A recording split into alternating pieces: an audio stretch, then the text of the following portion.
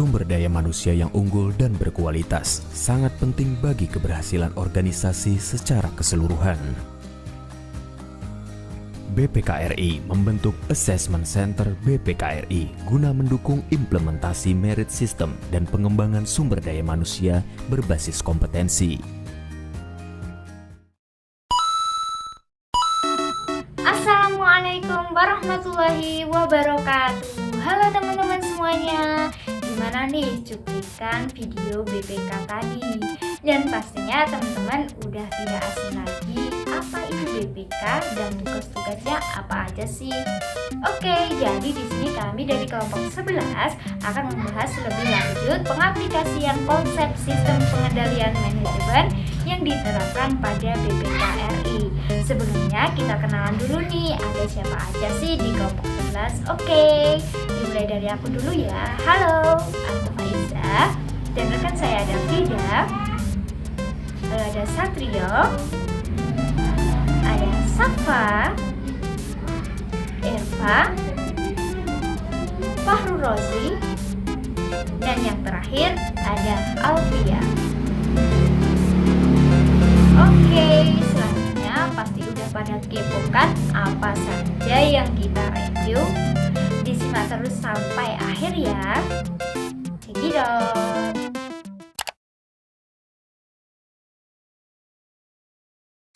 Tujuan BPK adalah meningkatkan tata kelola keuangan negara yang berkualitas dan bermanfaat.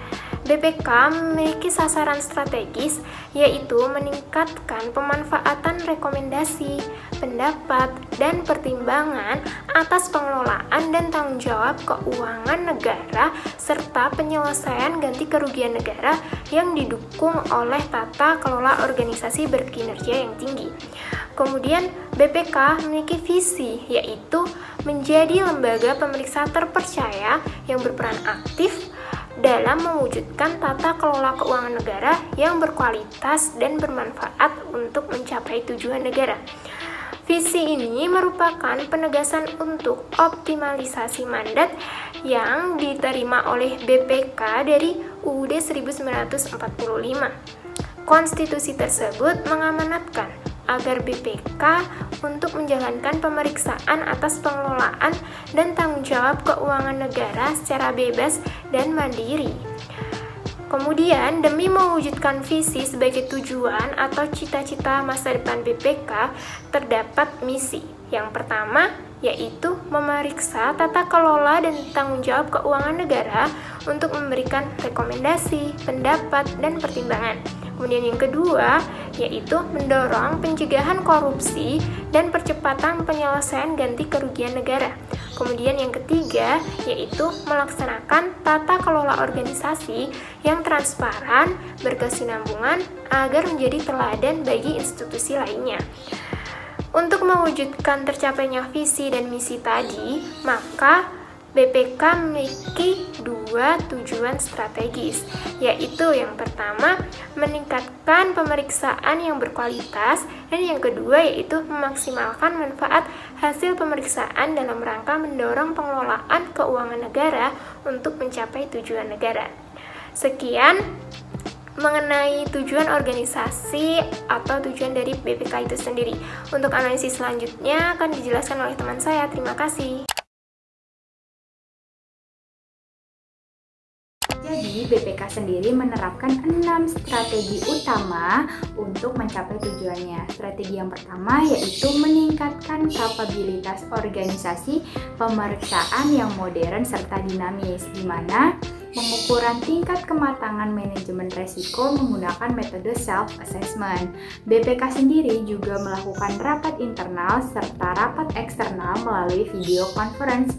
Contohnya BPK dan Australian National Audit Office melakukan knowledge sharing nih terkait manajemen resiko melalui video conference. Nah, strategi yang kedua yaitu meningkatkan kualitas pemeriksaan secara strategis, antisipatif, dan responsif, di mana seluruh kegiatan pemeriksaan yang dilaksanakan BPK akan meningkatkan cakupan pemanfaatan Big Data Analytics untuk peningkatan efektivitas pemantauan keuangan. Selanjutnya ada strategi yang ketiga, yaitu meningkatkan efektivitas pengawasan terhadap pemeriksaan keuangan negara. BPK sendiri melakukan kerjasama dengan Badan Diklat BPK terkait pelaksanaan Diklat Mandiri secara daring serta merevisi anggaran terkait pandemi COVID-19. Kemudian strategi yang keempat yaitu mewujudkan pusat unggulan pendidikan dan pelatihan pemeriksaan keuangan negara. Nah, BPK sendiri melakukan pengoptimalan pemanfaatan IT dan sarana prasarana dalam menghadapi pandemi COVID-19. Di antaranya dengan mengalihkan sebagian besar pelaksanaan diklat secara online melalui e-learning dan learning management system. Kemudian yang kelima, strategi yang kelima yaitu menguatkan regulasi dan aspek hukum pemeriksaan keuangan negara serta penyelesaian ganti kerugian negara. BPK sendiri melaksanakan konsultasi hukum secara online melalui sistem manajemen hukum. Kemudian strategi yang terakhir yaitu mengoptimalkan pengelolaan sumber daya dan kerjasama dengan pemangku kepentingan, di mana BPK melakukan standarisasi pusat informasi dan komunikasi serta pengelolaan media sosial BPK. Kemudian BPK juga mengoptimalkan pemanfaatan IT dan sarana prasarana dalam menghadapi pandemi COVID-19 serta meningkatkan kualitas pemantauan anggaran di seluruh satuan kerja BPK. Selanjutnya mengenai kultur yang dibangun oleh BPK. Yang pertama ada independensi. Jadi BPK itu menjunjung tinggi independensi baik secara kelembagaan, organisasi maupun individu dalam semua hal yang berkaitan dengan pekerjaan pemeriksaan. Itu bebas dalam sikap mental dan penampilan dari gangguan pribadi, ekstern atau organisasi yang dapat mempengaruhi independensinya tersebut. Nah, BPK juga memperhatikan gangguan pribadi terhadap independensi pemeriksanya. Gangguan pribadi yang disebabkan oleh suatu hubungan dan pandangan pribadi mungkin mengakibatkan pemeriksa itu membatasi lingkup pertanyaan dan pengungkapan atau melemahkan temuan dalam segala bentuknya. Nah, pemeriksa itu bertanggung jawab untuk memberitahukan kepada pejabat yang berwenang di BPK apabila memiliki gangguan pribadi terhadap independensi. Yang kedua adalah integritas. Jadi BPK itu membangun nilai integritas dengan sikap jujur, objektif, dan tegas dalam menerapkan prinsip nilai dan keputusannya. Gangguan terhadap integritas itu meliputi antara lain: yang pertama, meminta atau menerima uang, barang, atau fasilitas lainnya, baik secara langsung maupun tidak langsung, dari pihak yang terkait pemeriksaan. Kemudian yang kedua, menghambat pelaksanaan tugas pemeriksaan untuk kepentingan pribadi, seorang, atau golongan. Dan kemudian yang ketiga adalah memaksakan kehendak pribadi kepada pihak yang diperiksa. Dan yang terakhir adalah mengubah temuan atau memerintahkan untuk mengubah temuan tersebut, opini, kesimpulan, dan rekomendasi hasil pemeriksaan yang tidak sesuai fakta atau bukti-bukti dalam pemeriksaan. Dan untuk kultur yang ketiga adalah profesionalisme. Jadi BPK itu membangun nilai profesionalisme dengan menerapkan prinsip-prinsip kehati-hatian, ketelitian, dan kecermatan serta berpedoman kepada standar yang berlaku. Profesionalisme ini meliputi kemahiran profesional, skeptisisme profesional, pertimbangan profesional, dan kompetensi profesional. Nah, ketiga nilai dasar itu yakni integritas, independensi, dan profesional tersebut itu telah dimasukkan ke dalam sistem organisasi BPK.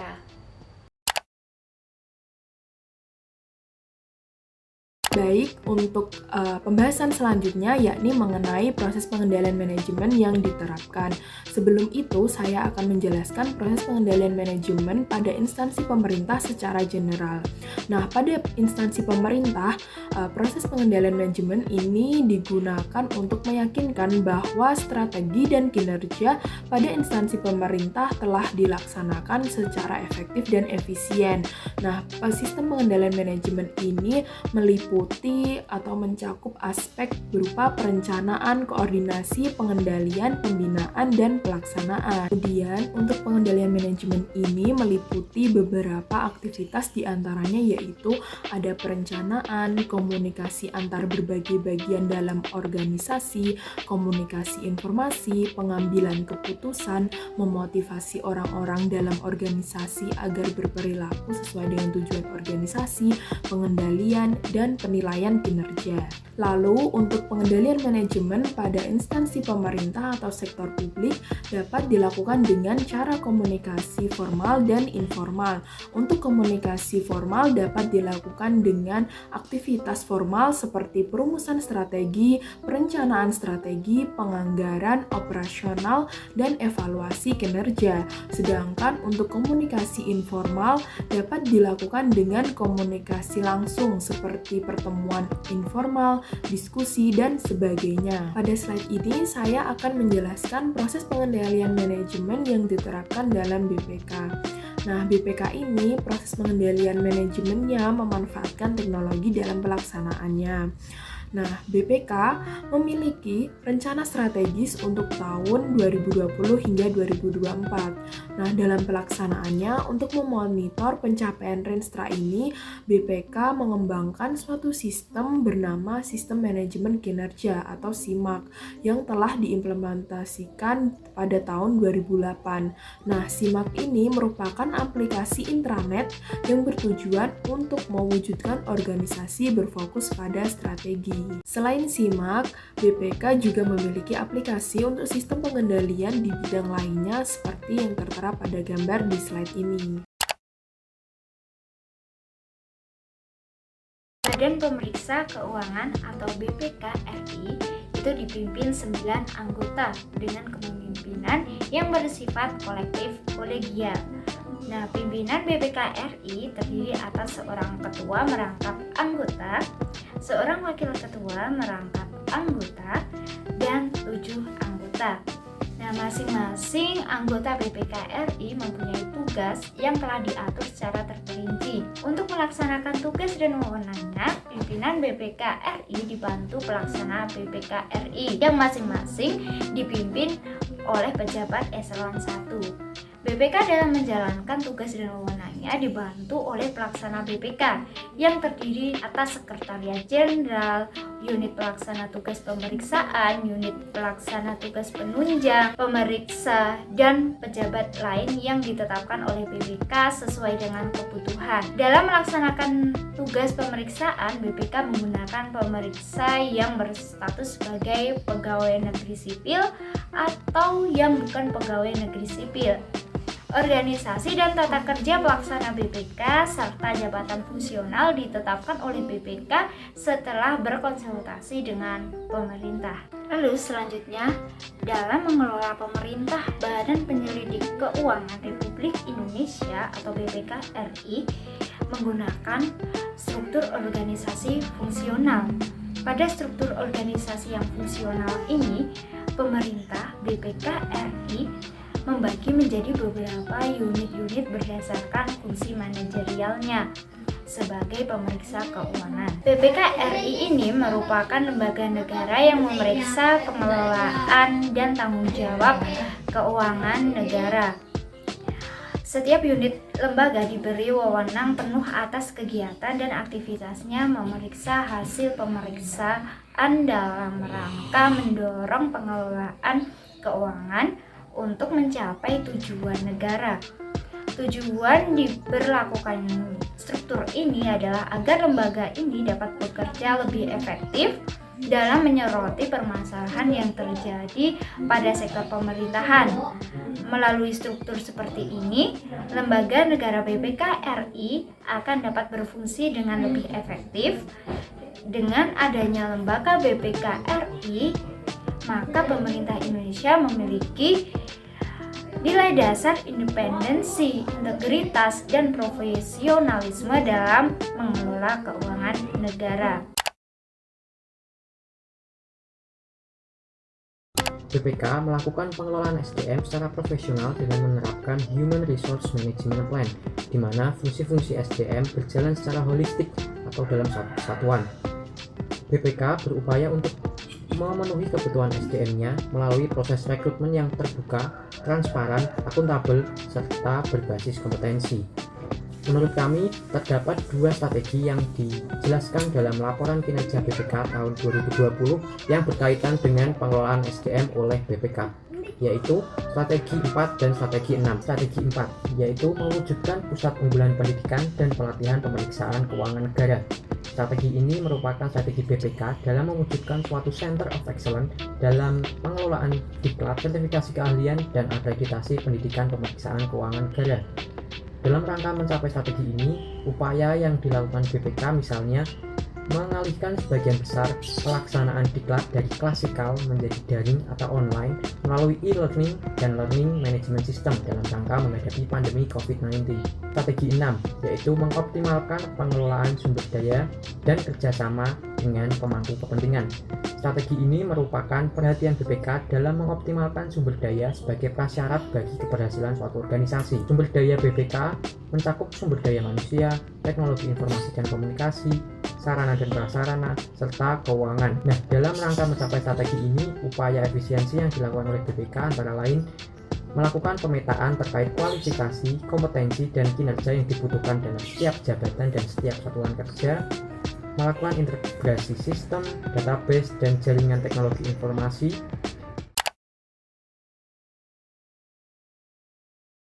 Keunggulan dari BPK adalah berhasil meraih prestasi serta pencapaian yang seperti telah dijabarkan oleh laporan kinerja tahun 2020 lalu.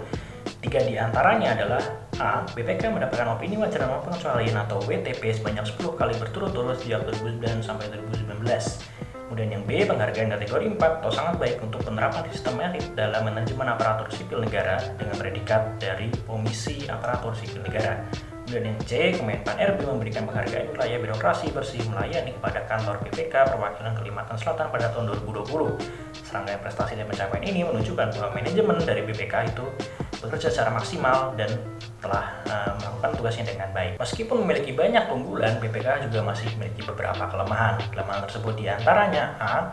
Masih terdapatnya objek pemeriksaan yang mendapat opini tidak memberikan opini atau TMO, yaitu menurut pemeriksaan tahun 2019 pada Badan Keamanan Laut atau Bakamla. Kemudian yang kedua adalah belum matangnya BPK dalam menghadapi pandemi COVID-19. Hal ini termuat dalam rintangan yang perlu dihadapi BPK pada laporan kinerja tahun 2020. Nah, sekian saja teman-teman presentasi saya. Terima kasih.